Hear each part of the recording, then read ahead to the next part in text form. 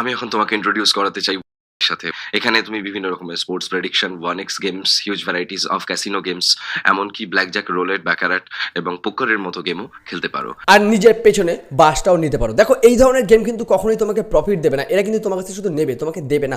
হয়তো 10 বারের মধ্যে একবার তুমি পাবে, বাকি 9 বার কিন্তু তোমার যেতে চলেছে। তো এই ধরনের অ্যাপ থেকে কিন্তু সাবধান।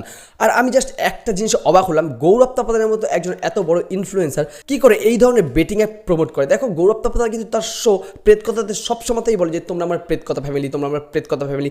আমি এটা বুঝতে পারি না যে ফ্যামিলির লোকজনকে কি করে একটা বেটিং অ্যাপ মানে জুয়ার অ্যাপের মধ্যে সাজেস্ট করা হয় যে তোমরা এটা ইনস্টল করো, অনেক টাকা পাবে। আমার ঠিক এটা মাথায় ঢুকলো না। আমি কিন্তু কোনো টার্গেটেড ভিডিও বানাচ্ছি না, মানে এটা যে গৌরব তাপাদারকে টার্গেট করছি তা কিন্তু নয়। দেখো সব বড় বড় ইনফ্লুয়েন্সাররা এটা করে থাকে, বাট গৌরব তাপাদার যে এটা করলো আমার এটাই খুব খারাপ লেগেছে, যে সবসময় বলে আমার ফ্যামিলি, তোমরা আমার ফ্যামিলি।